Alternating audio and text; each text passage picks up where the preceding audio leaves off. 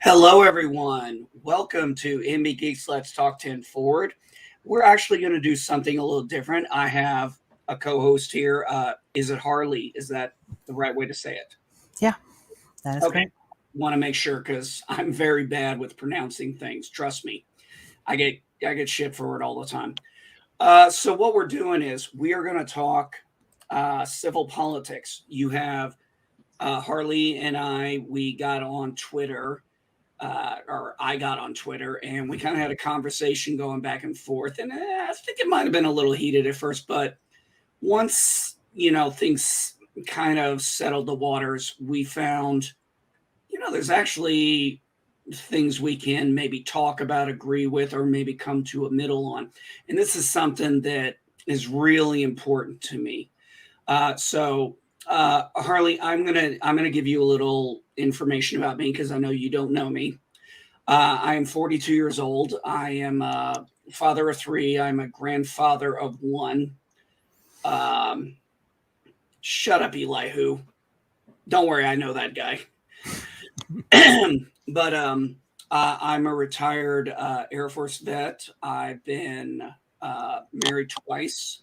I met my second wife, the one I'm with now, for all these wonderful years. uh, in the Air Force. She's a retired Air Force vet. I now homeschool my children because I had very big issues with what happened to my daughter, myself, and what was going on with my kids in the school system. So I went and decided to homeschool them. And after I retired, I've been doing basically this, which is fine. I've lived many different places throughout America. I've been to Canada and I've been to Germany and Greece. I am sometimes brash, a little harsh at times, mainly because I've gotten a lot of that crap back. So I give it, I give it like I take it. I love the golden rule. Everybody, I want to treat people like I want to be treated. But when you treat me like garbage, I'm not exactly going to be. I don't turn the other cheek. I'm sorry, but I'm not Yahweh and I'm not Christ. I'm also a religious Christian. I'm a very flawed one, but that is what it is. Um, and when we talked, we kind of got into it, especially when we were DMing each other. It seemed like you seem one of those, and I don't want to use this term wrong, but you seem like one of the types who was actually willing to talk, discuss, and go over issues as opposed to attacking, which is, what we see on Twitter a lot. And I'm not going to lie, I'm guilty of it too. So that is a little bit about me. If you want to know any more, I would. My mother lives in Florida. My father lives in South Carolina, and I really want nothing to do with him. So, you can tell me about yourself. All right. Well, I'm also 42. No kids though. Mhm. I My background work-wise is mostly in the IT computer field and data analysis. So I've been, a DBA. I've been a software engineer. I worked heavily in the healthcare field. And so I guess my second wave of getting interested in politics was due to Obamacare because I helped to implement certain aspects of it that we don't normally talk about in public conversation, but it was a very sweeping legislation with a few different parts. And the part I had the most involvement in helping to implement wasn't actually the Affordable Care Act.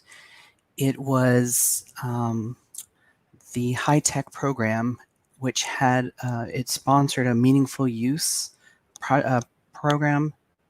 Started using the same word twice. So Don't it worry about it. Don't worry. Don't worry. We're not. We don't have to be like we're acting like it. This is professional and stuff. We're just. well, that's this is my background. This is why I talk politics. This is where a lot of the more recent stuff comes from. Um, a lot of people were talking about Obamacare, like, oh my gosh, all it is they're increasing my insurance costs, and they're making it a penalty if I don't pay them. And those were with the minor individual. pieces Okay. to it, but that's all that, I would hear people talk about. And Oh, it's like, you mean the individual mandate? I think that was yeah, what the it was individual called. mandate, which was overturned, Yes, so it it isn't was. I around remember that. anymore. Yeah. Hmm? Yeah. Yeah. And I, No, and I no, no. never was a fan of that either. I thought it was sort of a bad political move to make it seem like a punishment. I understand the broader concept because other countries are very successful with that sort of plan. But you can't just take things from other countries and put them in a big hat and implement them all at once, which was my complaint about Obamacare. But you can't look at something like that as strictly positive and negative. There are good aspects and there are bad aspects. And I worked heavily on the finer details of a lot of the good aspects. But anyway, that Okay. was kind of how I got more involved in it recently. And since then, I've consulted with a few different politicians or few different politicians. I've worked on a few different campaigns.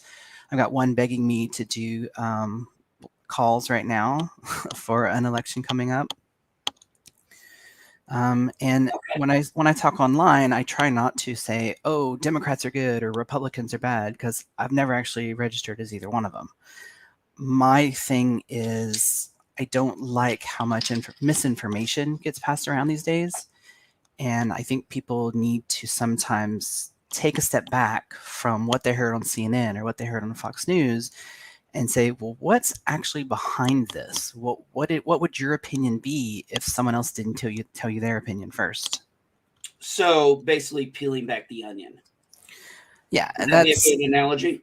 that's a big part of what I try to do online. And you're right. I try to avoid attacks on people who are stuck in something partisan and just say, well, hey, you're thinking of it this way, but here's some more information that may, have you think about it in a different way, or you may have the same basic opinion, but at least now you're more knowledgeable.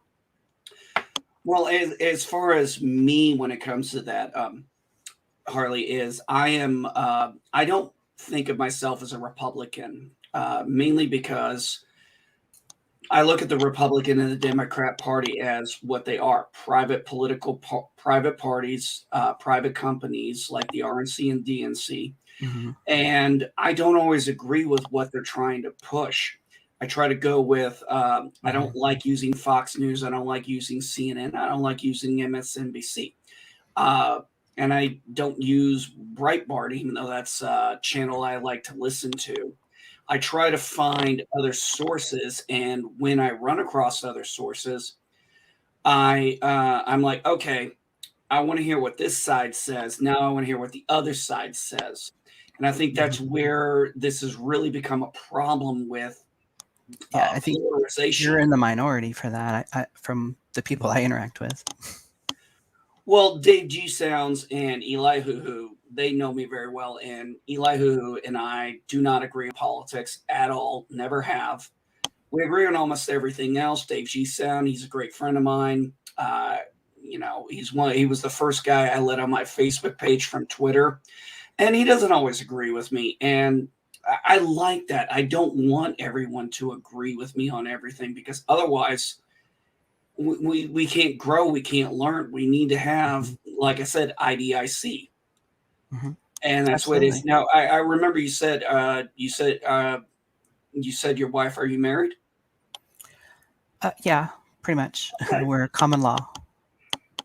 Oh, okay. Uh I never understood the common law marriage thing. That was always Um, weird for me. I married, my first wife and my she doesn't like the institution of marriage, but we're dedicated to each other. So it's more of a just spiritual thing, her feelings on it. spiritual and personal thing. Correct? Would that be a good analogy? Um, I'm fine with getting married, so I don't know that I can give you a whole lot of details. It's just she said I don't want to, and I said okay, that's fine. No, no, you don't have to give me any details you don't want to, or you don't feel she might be comfortable with. I respect that. I tell people a lot of times, they'll sometimes I said, you do understand You don't have to tell me anything you don't want to. Mhm. It's none of my business.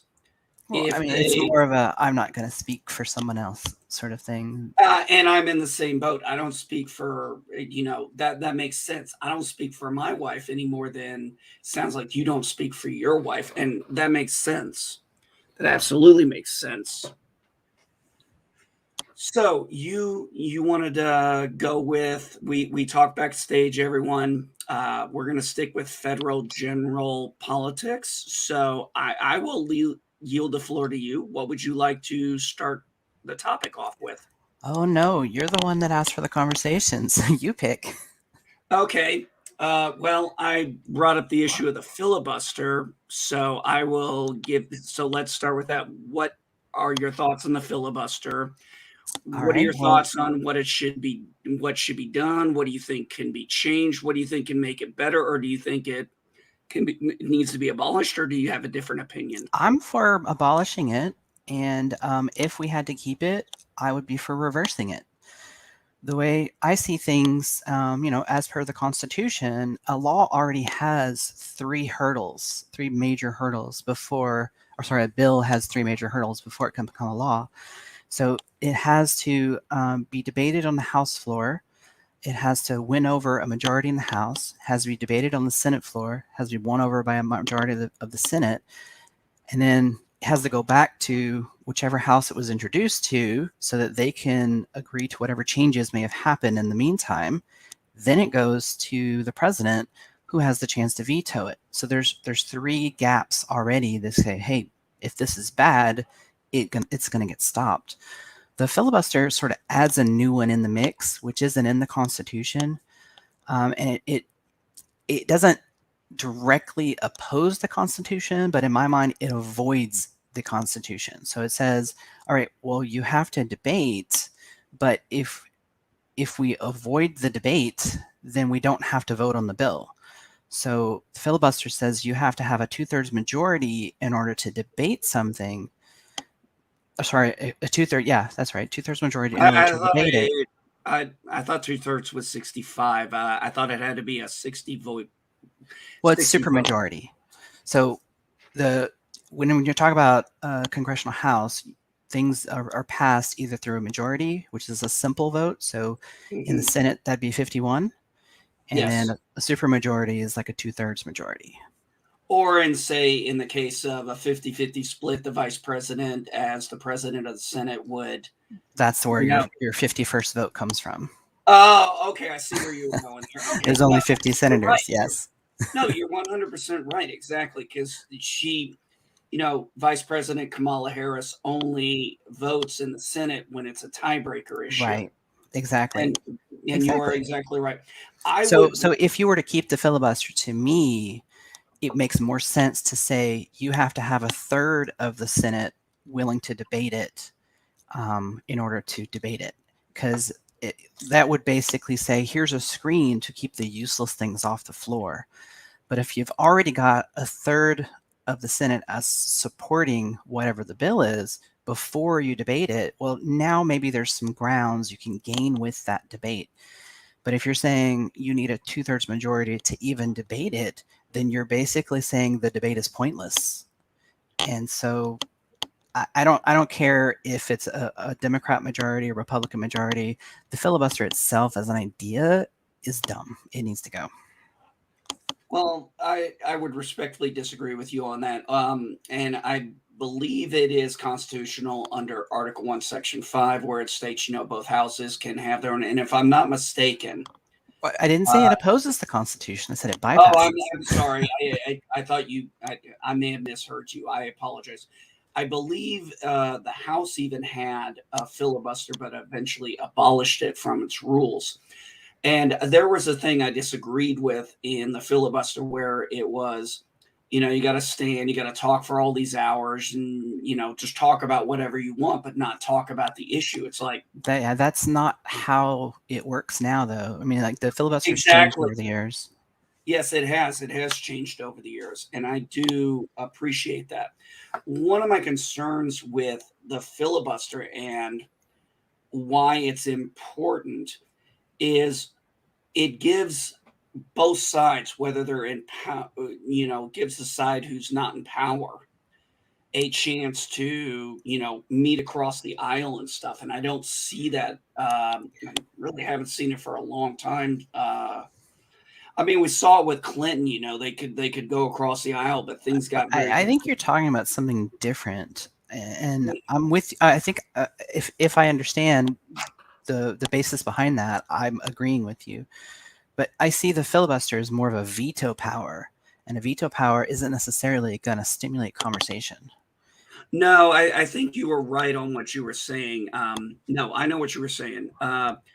The filibuster now in the Senate, as far as I know, has to have a 60 vote majority, whereas the veto needs the 65 votes to overturn the veto. I think that's, if I understood what you were saying, I think that's what you Right. were going Well, with. yeah. Right now, it's the saying if if 1/3 of the Senate does not want to debate something, then they can stop debate. So you must have 2/3 majority in order to continue and actually have the debate.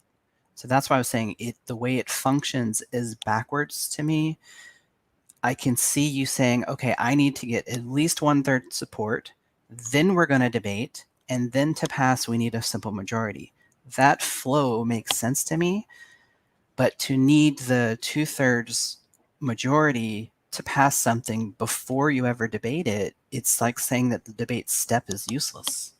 Because why do you need to debate at all if you've already got enough people to pass? You only need a simple majority. Well, okay, I can understand that. That is actually not unreasonable. One of the things I like about the filibuster is, I apologize for the cough, is we've gone so far on these party lines now. Everything is hello V Star, how are you doing, sweetheart? I love you. She's a sweet lady. I'm But not one of the seeing things anyone. Where are you seeing people? I'm seeing them in my chat. I don't know what your device you're using. You may not see the Okay. chat if you're on. I don't know if you're on your phone or. Just a web browser. Oh, okay. I don't know. Yeah, these are all people who know me, people that I've talked to on YouTube, and they know me. I'm very open, and see that's the thing. I'm Well, very let open. me know if anyone says something to me because I'm not seeing it. Okay, I will. I will definitely let you know. Absolutely.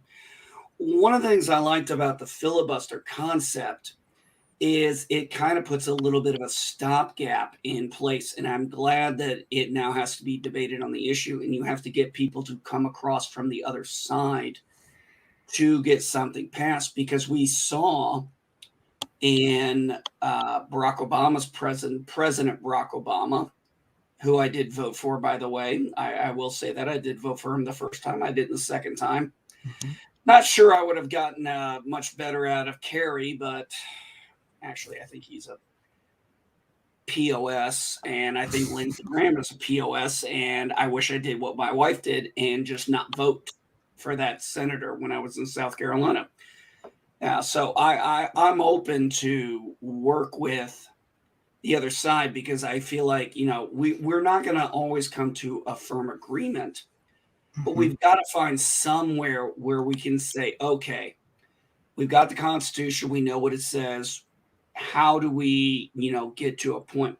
Uh, and when you come to the filibuster, it's like if you can't get 10 senators from the Republican side to vote for it, either A, it's a bad bill, or like I said, between President Barack Obama, President Trump, and now with President Biden. And yes, you said it to me, and I don't know if you meant that as kind of a thing, but yes, Biden is the president. I know this, that the Electoral College certified the election, and there's no constitutional mechanism other than impeachment in the 25th Amendment to remove him.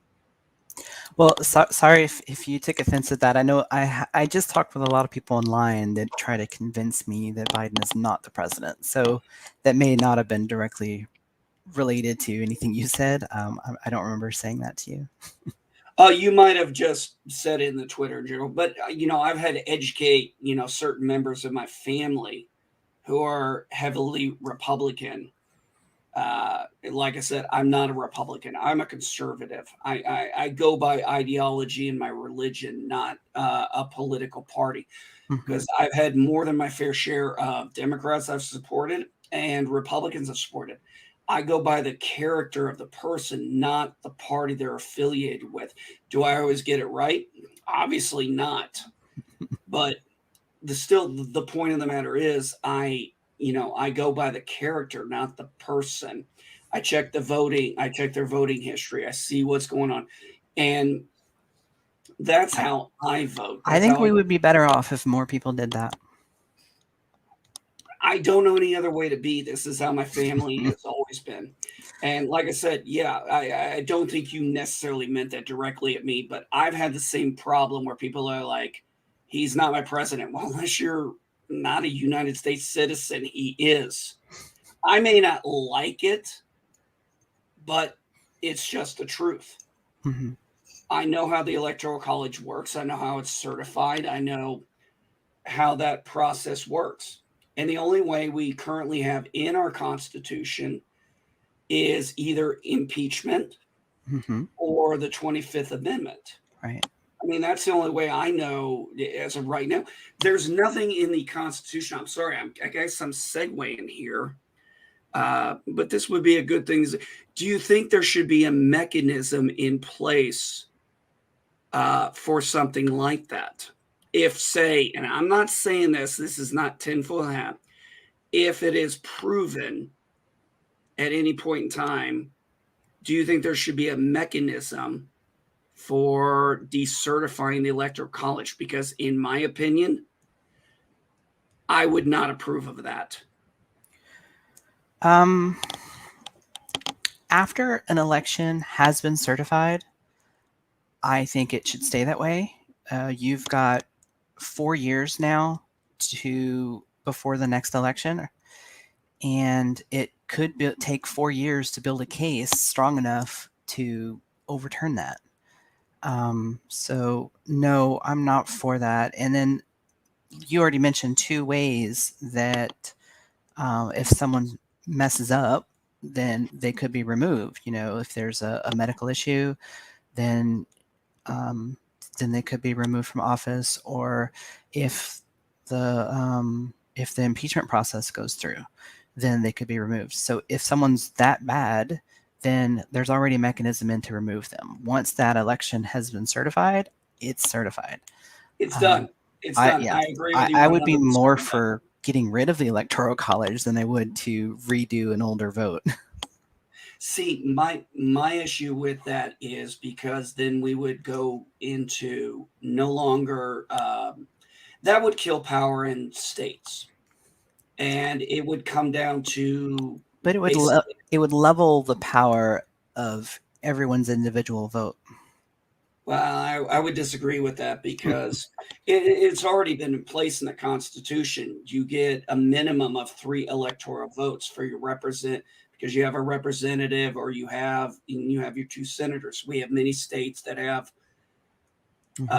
only 3 electoral votes, and then you have states like California, Texas, Florida, New York, they have the bigger things. So I think it is actually still a level playing field because it still gives them a chance to feel like their vote counts. Because if it went to a popular vote, I think people would be disenfranchised in voting for a certain party, whichever way you lean.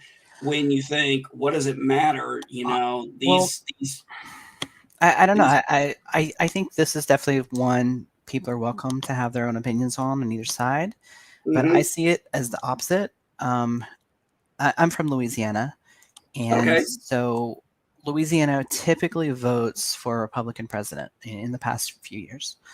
okay. So, or a presidential candidate. So, if you are a Democrat in Louisiana voting for in the presidential election, you may think, well, what's the point? I know the Republican's going to win. Why would I go to the polls? Well, I can respect that because I ran into the same kind of issue. I'm from originally from Illinois, and while I was in the military, I stayed a resident of Illinois, and it always kind of felt like Cook County owned everything. The rest of the state could go pound sand. Cook County Mhm. did whatever it did, and it was disenfranchising at a lot of times. At no point in any, and I've looked at the voting map in say the state of Illinois, and I've seen red, red, red, pink, pink, pink, and the only two places I ever see dark blue is Cook County and Joliet County. And that was the same thing for President Biden and Hillary Clinton. But they said the state went that way because, well, those have a much more dense population. And one of the things I've noticed is more dense populations that have, say, like New York City, LA, and things like that. They tend to, heavily promote Democrat, whereas the rest of us, and I don't mean that in a negative way. No, that's a real trend. Populated areas tend to vote for Democrats, and more rural areas tend to vote for Republicans. It's just a recorded statistic. No one should be take that as an insult. That's just what the results have shown from a lot of elections. Well, they call well, take for example, they call Texas a red state, but look at what's the name of that big city? They have the There's a few big cities in Texas. Dallas Fort Worth area. That's Yes. predominantly a Democrat held area, Hmm. and but they still say Texas is red, and then they call my state Ellen, and I'm like, I don't know if I agree with that, and then they call my state blue, Illinois, Yeah. and I'm Well, like, oh, yeah, and then that's again, all of that is trends, and that's where I think we over apply that red versus blue thing. Again, I think I probably just said Louisiana is typically a red state, but Louisiana currently has a Democratic governor, and um, Arizona does too. and he just won Or his no, wait, reelection. Arizona has. No, wait, I'm sorry. I think Arizona went with Democrat senators, if I'm not mistaken. Mhm. Do you still live in Louisiana? I'm just asking. Not right now, but Okay. my whenever I the political campaigns I've worked on are in Louisiana. It's just the area I still kind of call my home, whether I'm Okay. physically there or not. Okay. Sounds good. I still call Illinois my home, even though I will never probably ever live in it again. I still consider myself an Illinoisan. And that's just what I am. But I can understand where you were coming from there with the whole thing about disenfranchising, and that is the same feeling as you were saying about Louisiana. That's the same feeling I think, well, a lot of people I know had about Illinois. And sometimes you look at New York or California, and people are disenfranchised to want to vote because they think their vote doesn't matter. And Hmm. I don't like that because it's like my vote's not going to matter. I'll give you a perfect example. I had a young man when I worked for in the military, and during the 2016 election, I had to actually, he was military, this other guy was a contractor, and he said he voted for the Libertarian Party. He goes, "Well, you just gave a vote to Trump." I said, "No, he didn't, fucker." I didn't use the word fucker, but I was like, "No, he didn't. He voted for who he thought was the best candidate. That's what we're supposed to do." Well, that makes me have a question for you then. Shoot. What are your thoughts on ranked choice voting? Oh, actually, before I left South Carolina, we actually had that in our mayor election. We had the mayor was retiring. Hmm. Nobody was affiliated with any party. I can't remember exactly how it did. And what I did was I voted, my wife voted during November 3rd. And then we went and had to go back. to vote for the two top candidates, which was a runoff. And I think I don't have a problem with that. I really don't. But here's the thing: we're not educating people on rank system of that. It's Mhm. like, okay, I voted for this person. Well, they didn't get it. Well, you've still got these two people. Which one do you want? Which one? Well, I Mhm. already voted. I already voted. And when I went to the Right. voting poll and resubmitted my vote for the mayor, who actually won, which was fine. I thought he was the best candidate. And I was like, I voted for him the first time in the primary, and then when the general election came for him 2 weeks later.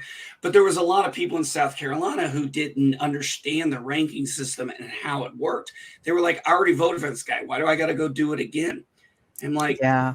Well, I because mean, you're talking about a two-part. Like, you can do it all at once as well. You could say, here's my favorites ranked in order during the initial vote. But either way, whether you do it all at once or if you do it in two stages, I feel that it's a way of tackling that feeling of being disenfranchised. It's like saying, let's say I want to vote for the libertarian candidate, and a libertarian has never won in this election that I'm voting in. Well, yeah, there's definitely that feeling of, am I just throwing this vote away because no libertarian has ever won this election? But if you had a ranked choice voting system, then you could vote for who you really want to win the election first. And then you could say, well, hey, if that person doesn't get it, then this is where I would have voted if I only had one vote. So, And in South Carolina, it was set up as a 1-2 rank system for the mayor of the town I was in. So there were 5 people, I think 5 or 6 people running, and mhm, I reviewed all their pages, and I voted for who I thought fit my beliefs. mhm. And then I went back and revoted. But that whole thing, and I like what you said. I think I don't know where, but I think I've heard New York is going to kind of that tier rank system. Yeah, New York City, I believe, and there's a few other ones. I'm part of this.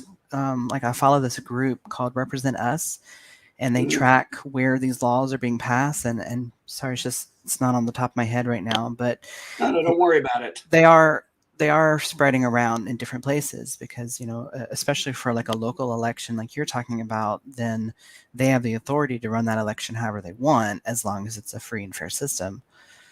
um, so for like a state level, it would have to be voted on at the state level to change, like for a presidential race, which I do not believe we have ranked choice voting for any presidential elections. Don't quote me on that. The ones I've seen are more local level. So like New York City is probably one of the bigger ones. Yeah, I believe that just recently passed the last year. I don't Yeah, know. I remember seeing it recently too. Now, I don't know if that was done by Mayor de Blasio and his legislation or former Governor Cuomo. But I do remember reading about that, and I thought, yes, this is it. And I, I had already had my experience in ranked choice when I voted in South Carolina because, like I said, I was an Mhm. Illinois resident for my entire time when I was in the military, and I had to change my residency to South Carolina, and this was the first time I ever experienced a ranked choice system. I was like, I actually Mhm. think this is a good idea, and I think Yeah. I think what you said too is not a bad idea. I think they could go either way, obviously, with okay, we'll take the top two and let that get fought out. Or, like you said, rank them how you want them. You either give Mhm. them, whatever number you want to give them, whatever it is, 1 through 5 or whatever, and Right. or 0 through 5. And you say, no, I don't want this person. No, I don't want this person. This is my 5, 4, 3, 2, 1, 0, 0, 0. What I'm Mhm. saying And, in and that. people that like to make lists would probably love it. Whenever we had the 2020 primaries, I Mhm. ranked every single presidential candidate on my Facebook page. It was like a list of 14 people, and I said, okay, this is the order in which I would want them to be president. What was the ranking? Oh, what was the actual order? I'd have to go find the post now. I don't remember all of them. Oh well, Number well, one was Elizabeth Warren, and okay. the number one Republican was Bill Weld, who beat out a lot of the Democrats for me. So I like Bill Weld. I'm not familiar with him. That's a name I'm not familiar with. And see, this is my reasoning for getting big money out of politics because a lot of people have not. William Weld was a Republican long time back. He and Hillary Clinton both worked as lawyers on the Nixon impeachment trial, Okay, or preparation, I guess you could say, because it never got to trial. And because he he, resigned. for a short time, did switch his party to Libertarian and then eventually switched back to Republican. He's more, though, of an old school Republican, so he doesn't align with all the views of a lot of the present day Republicans that are in Congress. He's more, what the Republicans were saying as their platform 20 years ago. One of the things I don't like that I see on both sides of the aisle, but I'm going to use myself as an example because the 4 years of Trump's presidency, I supported most of what he did. I was asked that question. He goes, you're a Trump, somebody asked me, am I a Trump supporter? I said, yes. He goes, do you agree with everything he did? I said, no, I don't agree with every law he signed in. There were some I wish he hadn't. But it is what it is. And there's, that's how no one is perfect. And that's something I think people are losing sight of these days. It's like, if you're for someone, you must be all in. Yeah, and it's exactly where if I make a criticism of President Biden, yes, folks, by the way, I got really tired of people calling Barack Obama and just referring to him as that, and I refer to I'm like, he's the president. You need to put the title in front of it. Let me know if I do it, because I'm not great at putting the title in front of it. I do it too, but I just saw it and I found it. It was purposeful. You're right. You're right. We should be saying it that way. And it was the same thing they did with President Trump. They would just leave the title of president off, and that bothered me because I'm like, this person is the president of the executive branch. Show some damn respect for the title. I was like, for example, and I say this because when I was in the military, if you were a lower rank than me, you didn't refer to me by just my last name. You referred to me by my rank. And if somebody had a title, like we have undersecretaries, we have secretaries, I just think they would refer to, remember, they would refer to Hillary Clinton as Senator Clinton because she had been a senator. Before that, she was, they called her, God, what was she, the speaker or the secretary of? Secretary of State. Secretary of State, thank you. So originally she was being referred to as, First Lady, then Secretary of State, and then, Senator. And yeah, her title changed over time. Well, yes, exactly. But what I'm saying is I just, when I see military people come on, they say former, retired, so-and-so, and they generally still refer to them as their titles sometimes. And I'm just like, you don't have to agree with the person to show some courtesy and respect for the office they held. I may have no love for Hillary Clinton, but I don't believe for a second, she was a senator, she was Secretary of State, and she was First Lady. That's just history. That's facts. And it's not something, it's just something I find disrespectful, and both sides do it. And I don't like it because that's where the divide comes in. It's where it's like, okay, and I'm just going to use this as an example. We can disagree on gun rights and abortion, which are always the hot topics that pop up. But I said this one time to somebody on the left, and I said, okay, we're not going to agree on abortion. I said, can we agree that, how did I phrase this? That we should try to educate people and teach them about abortion, pregnancy, and things like that, and what it can do to you, so we can better help make people make decisions, whether you agree with Roe v. Wade or not. whether you agree with abortion or not, how do we come together to work on it? And we have those hot button issues like climate change, and it's Mhm. things like that. And it's like, look, I'm not disagreeing with you about the idea of green energy. You just have to also accept the fact that coal, petro, gas, oil are still what drive most things or sell most things or fly most things.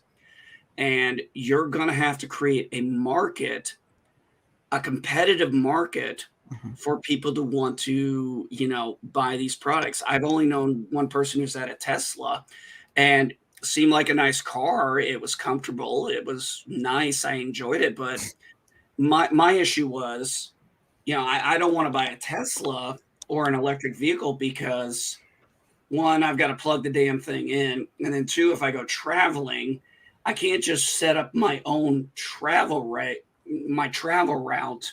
I have to follow, where the gas stations are or the power stations are, charging stations, sorry. Mhm. And, I have to wait and do that. And he's fine with that. Because I talked to him about it and I said, okay, I get it. I wouldn't do it. Whereas I'd rather just get off at the gas station, fill up the gas tank, go to the bathroom, grab a couple snacks, and leave. Mhm. But those are personal, preferences. Now, if more charging stations were available and more localized, like if you went to a gas station and there was a charging port there, and we saw more of that, like we see with unleaded and diesel, Mhm. you would maybe start seeing more people, but for reasons the market just hasn't been there yet, and it's become more of trying to force people to buy these things. I listened to President Biden talk about electric school buses, and my first thought was, where are you going to put the charging stations? Well, this topic is definitely hard to talk about as far as a short-term conversation because um, it's a long-term project for all of society and every country in the world. That there are valid points on both sides of the issues, but what is the long-term goal? So the long-term goal is not something that's achievable right away. So you just said that it doesn't make sense for everyone to start driving electric cars now because there's no charging stations. But what about the scenario when we do get the charging stations? And then there's another really big one that you also alluded to there, where you said that a lot of our energy currently is based off of coal and other sources. Like I'm not sure if you said oil, but it's definitely there. I Um, believe I said petro, oil, Petro. fossil. Okay, you did. All right, that's what it was. Petro. It didn't stick in my head, but yeah. So petro and coal are places where we get our electricity. So if we all switch to electric cars now, well, we're still depending on the coal and the petro to create the electricity. So it's not something that is a short term fix. It's not we all get electric cars and suddenly the problem goes away. But it is part of a long term solution if we can find and establish cleaner energy sources that are just more that are sustainable and affordable. Then having the electric car at that time is definitely going to make a big difference. Um, but it's really hard to say this one thing will fix everything because that's never true, No, especially it's with not. such a big issue. Well, you have okay. Let's go with the green energy that we currently have right now. Like for example, solar panels, which I did have. I had them installed on my house when I was in South Carolina. Unfortunately, due to restrictions on where I was allowed to put those solar panels, I never saw a benefit Hmm. to those solar panels, and I was ended up just giving myself an extra bill. Like, well, it's going to pay Yeah, itself off in 10 years. I'm like, yeah, but yeah, we got my close. wallet's getting emptier now, so Yeah, I we had got really close to getting solar panels when we lived in Florida, but we knew when we were there we wouldn't be there that many years. So the ROI just wasn't there for us. I think we had calculated it out. If we stayed there for 10 years, we'd be making money off of it. But I think we only ended up being there for 3. So if we had invested, it would have lost us money. And those are, there again, this is big picture versus small picture. So for you or for me, it may not have been a wise investment to get those solar panels. But for the big picture, it is wise for us to continue pursuing those sorts of technologies. Well, it's like when we started out, we had horses, we had carriages, we had the Transcontinental Railroad, and Yeah, we then had electric cars. and we well, I thought the trains ran on coal and stuff. Well, for example, here, Yeah, I'll give trains you were typically coal, but we did have electric cars way back at the very, very beginning. So, for example, for me, solar panels wouldn't be beneficial to me right now, even where I'm in Indiana, because I live out in basically the sticks and boonies, which is what I wanted. I don't like big cities. I don't like that kind of lifestyle. It's just not for me. I feel the But same way. I'm a small town person. so we have electric that does the house and stuff, but heat is done by I believe a propane substance, or maybe it is propane, and it's a tank out in my yard, and I only have to fill it up when I need it. And I've only filled it up once since I bought the house in February, and that was back when I first got here because it was at 25%. But I'm very comfortable in a colder environment because I don't like heat. And one of the reasons I left South Carolina, because I would have an electric bill that would be $200-300 to try and heat my house, even though I had one of those climate control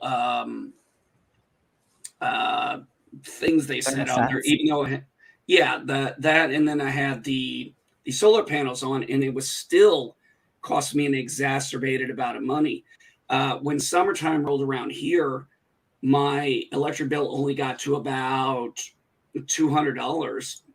And then and it's mainly because where I lived, there were no freaking trees around. Whereas here, I haven't even counted how many trees I have, which I absolutely love, having all these trees for the comfort and the atmosphere and everything. But my bill, when it comes to my propane, I only pay for it when I need it. I don't have to. And if I don't use it, I don't have to. Whereas the solar panels, my experience was they sucked. And we have technology that, yes, we can do green energy, we can do wind, we can do all that kind of stuff. We got to make it marketable and make it enticing to people, not try to force people.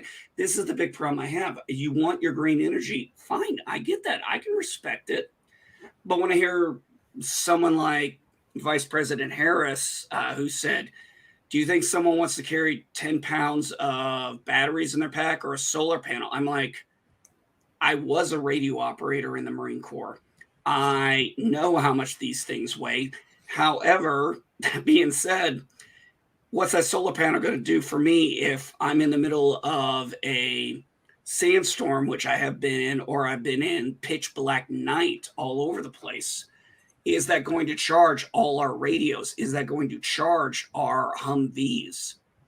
Which, and I'm like, if you want to do this, you have to evolve it. You have to give it time. Like when we got cars and then we moved on to the things we've got now.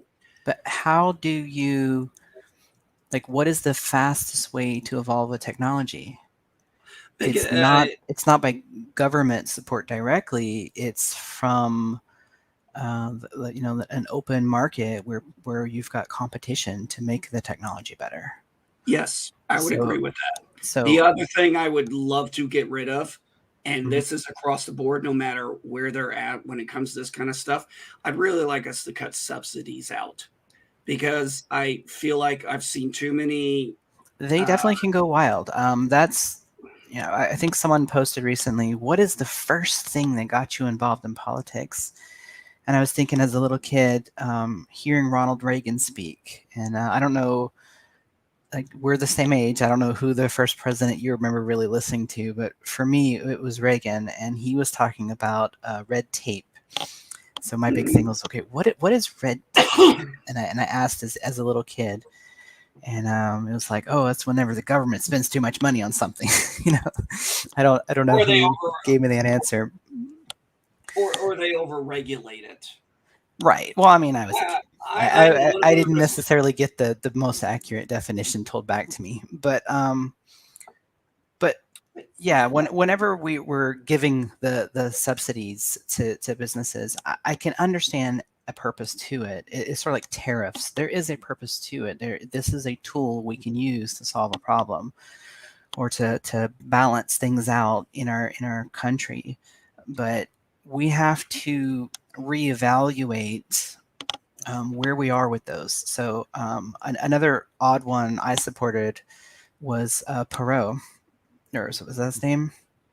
I'm all ears.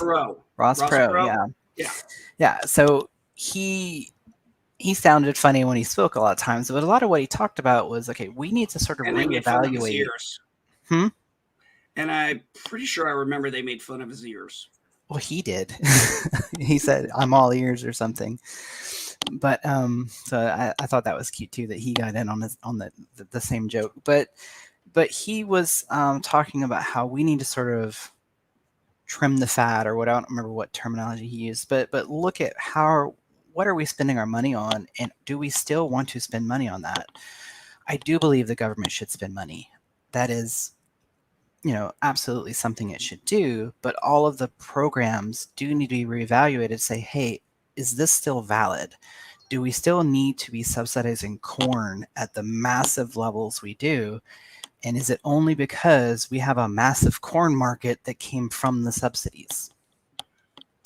I would rather them get rid of subsidies and go with more grants. Like scientists have to do and stuff, and so like a one-time payment rather than a regular payment is what you're saying, or maybe a continuous payment where you have to go back each time instead of just getting a subsidy and having to argue your case on why you want. No, that fits in line with what I was saying. You're just saying that exactly the person getting the money should be making the argument. Yeah. And I lost my train of thought. I had some I was gonna. Well, one of the things was. Sorry, I lost my train of thought. I was going to talk about some, but you brought up a good point there. So, but yeah, I would like to see grants. I would like to. Oh, now I remember what I was saying. I apologize. I have no problem with the federal government spending money. I just want them to spend them on the things that are in the Constitution, whether they be in the Constitution's body, the amendments, or the 18 enumerated powers. And, I'm a very strong proponent of 10th Amendment. I believe, all powers not vested into the federal government should be the state or local. And we all have, every state has its own constitution. Mm-hmm. And I just would think, like, for example, I pulled up the bill, House Speaker Nancy Pelosi, I guess, dropped, and it was, it's 1,600 pages. And I know you said you worked on the Obamacare. Well, I didn't work in framing it. I worked in implementing it, because I worked in the healthcare field. Yeah. And so my company made software that hospitals run off of and dealt with insurance. So we had to change our software to meet all of the requirements of the Affordable Care Act. And then, like I said, the sort of companion piece that came just before the ACA was the HITECH Act. And they had a program in it called Meaningful Use. And it said, okay, we have, this massive healthcare system, and we have all these computers, but are we really using these computers and this technology in a meaningful way? So it was sort of a grant program to hospitals where it had different stages and different improvements that are you actually improving your patient care, your patient outcomes, the information that patients get to help with informed consent. things like that. And so that's what I worked with was implementing those types of things. By the way, I did mention this because I know you said it, but my background is 4 years in the Marine Corps as a radio operator, 16 years in the Air Force as an IT technician. So you can talk technical with me. I'll probably understand it. Because trust me, I ran into problems in the military where it was like we're running Windows 10 and we still got crap on XP because Mhm. the software that they're using isn't compatible and the company has gone away and these people are too lazy. And that's the word I used to invest in a new software because it's like, well, this has always Mhm. worked. Well, I'll Right, give you and that's exactly the mentality that the Meaningful Use program was meant to counteract, because hospitals do it too. You know, they've got patients coming in, and they might be like, "Well, I like paper charts," but whenever you go to a software system, it can then connect to other patient data and things like drug interactions. So, like I don't know, one that just sticks out of my head is Ozzy Osbourne because. Um, I've actually gotten to see him in concert. I've not, but I remember one time, like when he first started their little TV show, he just always looked like he was out of it, and then one day he crashed his motorcycle into a tree, and whenever he went to the hospital, they went, "Whoa, what kind of drugs are you on? You shouldn't be on this and this at the same time." So they fixed his drug regimen, and all of a sudden, it was like he got a lot of his coherence back. So drugs can they have a purpose that we know it does this, but we don't know everything it does. And then we know that whenever you mix this drug with that drug, it can have unintended consequences. I mean, we hear about a lot of celebrity deaths too of, and there's definitely people that aren't celebrities, but they're the ones that get on the news of they took this drug and the combination killed them. Whenever you move people's paperwork from physical paper to a software system, then all of those drug interactions are recorded and in the system and can alert you. It can pop up and say, hey, you're prescribing this, but they're already on this. You should not prescribe that. And it can save patients' lives. I would agree with that. And actually, you really hit something personal for me because my medication edit, this is the reason I couldn't do the stream yesterday because I'm dealing with, well, not today, now, thank God, but I was dealing with 3 days of withdrawal from a prescription medication that I was on that was causing me, and I had been taking it for a long time, Hmm. or about a year or so. And it was a replacement for another drug I was taking uh, that was causing me bad side effects. But I was able to get off that medication without, severe withdrawal. Where this one, and what I'm Hmm. talking about is a beta blocker. Hmm. And they put me on a different beta blocker, and I was just like, I'm done. And the only reason I didn't kick it sooner is because I would take time if I didn't take the medicine at a certain time it would mess me up pretty bad. My withdrawal would be bad. And I'm just like, you know what? I took a Friday and I said, I'm not, I told my wife, I'm like, I'm not taking this freaking thing anymore. I know it's going to be painful, but it's going to be better than what I'm going through. When they And changed your prescription, how much detail did they go over as far as the side effects that this one would have that the other one didn't? they didn't. Yeah, see that's what I was talking about with informed consent. So, um, people, I mean, this is part of this is just supply versus demand, that we don't have enough doctors for people to really spend time with their doctor. So that's part of the issue. But I mean, a doctor sees several patients an hour. You don't sit down and really have a conversation with them, and they don't go over everything they could. So this is where it would be awesome if they did, but if a software system could come in and say, look, they're getting on this, we need to inform them this way. And one of the ones I worked on actually had videos of, okay, we're going to do this procedure or this procedure. Would you like to see a video on what the difference is between the two? And it would have a 3D rendering of what it was. So you knew what you were getting into before you got into it. Yeah, that's actually a good example. Yeah, I got a good example of that. I had one of my molars die on me.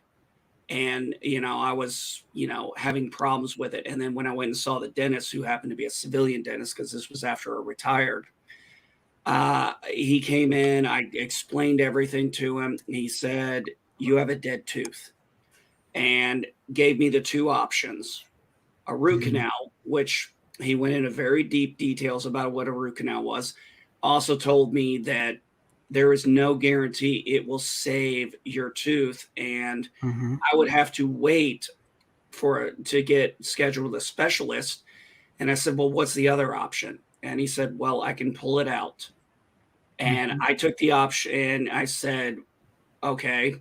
I said, "What will that do?" And he said, "Well, you're going to have, an open sore." And I've had my wisdom teeth taken out, so I knew, and I chose to go with the option of just take the damn tooth out. Probably the better choice.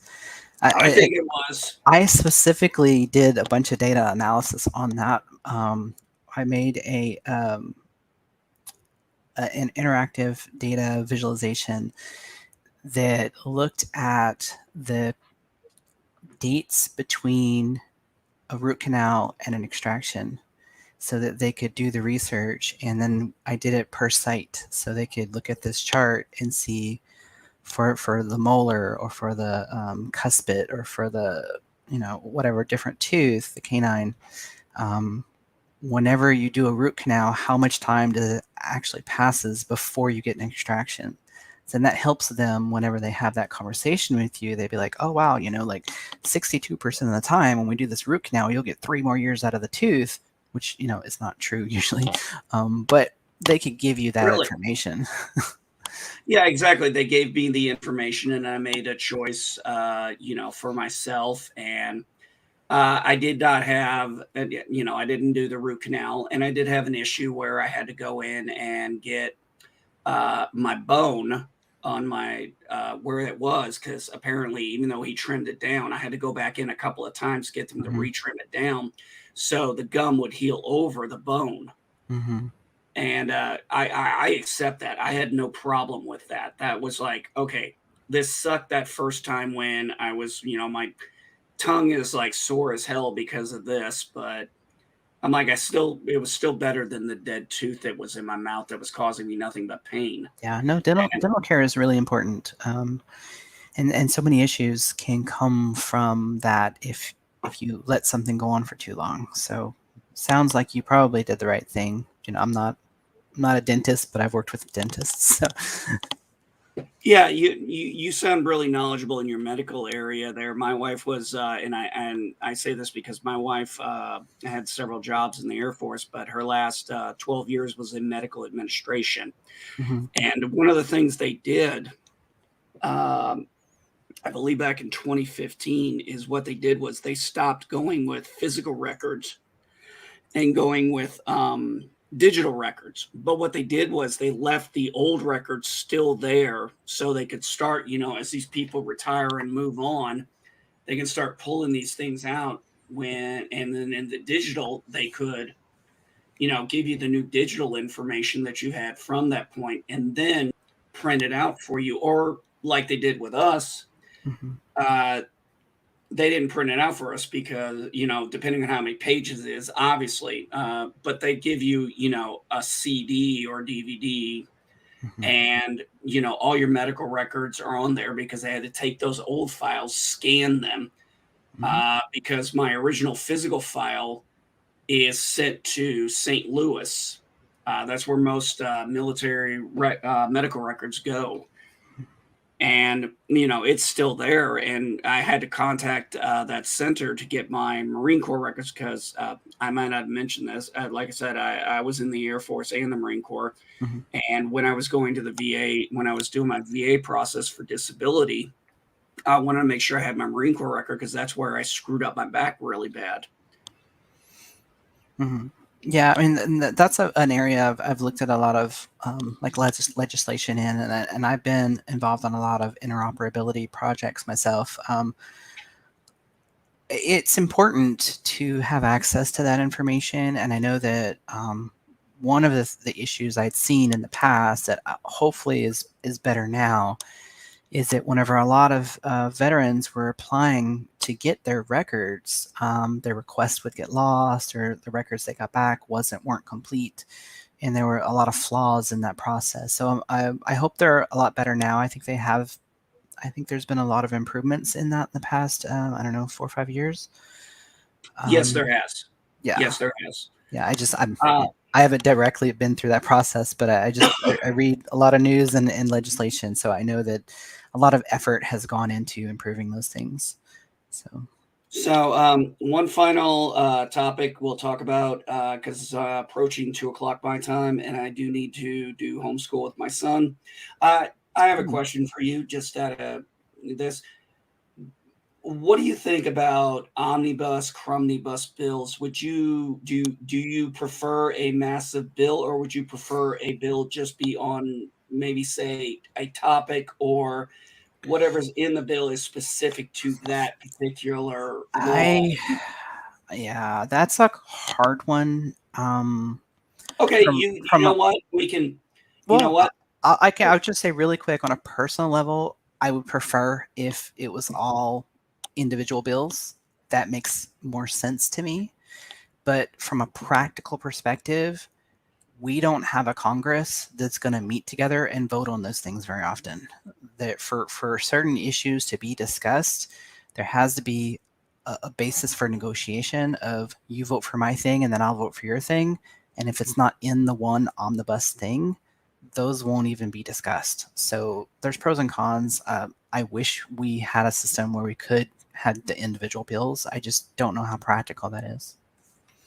Yeah, I think that's what's going on with the infrastructure bill and the Build Back America bill, is that when I looked at the bill, it's 1,600 pages, and Mhm. you got certain people saying I'm not going to vote for this if this isn't in there, if this isn't in it. It's like, okay, is this related to? See, I made a suggest. I said something one time, and I really do believe this. I wish that whatever bill was made, Mhm. it had to cite where in the Constitution this is constitutional. I think that would really be a big deal, whether you could say it's from the enumerated powers, the amendments, or the main bill itself. I think that would be great, because then you would have that saying, okay, I can look at the Constitution, I can look at the amendments, I can look at the 18 enumerated powers. And something else, I'm just going to leave it with this one here, is I wish we had line item veto power for the executive branch. That way, Mhm. it's not an all or nothing. You can carve out things that maybe, I would like that, but I know a lot of people wouldn't. But Yeah, that some states have it. So unfortunately, we don't have it in the executive branch. And I think it can make things complicated because if you have a bill that has three parts and they're dependent upon each other, and you remove one of the parts, then do the other two parts make sense anymore? okay, that's fair enough. That's actually a good counterpoint to it. I didn't think about that in that area. With that being said, I want to thank you, Harley, for coming up here. Do you have a channel? Anything you want to plug before we do our outro? No, I do not. I have a project I'm working on, but it is not ready to be public yet. So maybe next Okay. time. No, no problem. So folks, like I said, I'm MB Geek, Grandpa Geek. This is Harley. This is proof that you don't need to listen to your politicians and constantly take their narratives. You can have a discussion with someone who you may think you ideologically agree with, but I think, Harley, we actually came together on a lot of issues. Yeah, I think so. Yeah. And I'm happy about that. That's why I told you I wanted a civil discussion. I hate gotcha questions. I hate, fastballs and shit. I want to stick to the facts and substance, and I want to hear your opinion. And I want, and if you're willing to hear mine, I'm willing to hear yours. And when we have discussions like this, we can actually maybe make some progress in this country, which has been a real freaking problem because everybody's like, well, we're so divided. I'm like, that's because nobody's talking to each other. Nobody's talking about everybody's going on these party lines and stuff. But Harley, if you'd love to come back again and have another discussion like this, I would be more than happy to have you again. Sure. Anytime. All right. I'm going to run my outro real quick. Folks, MB Geek, come check me out Sunday with my two friends, Jack Beers and Alicia. They had a great time together. Their boyfriend and girlfriend, one lives in Maryland, one lives in California. So we've had to take a few weeks off so they could spend time together. But we're going to be back on Sunday live doing another edition of our history of films. So hope you all come. Hope you all enjoy. And with that, peace and long life.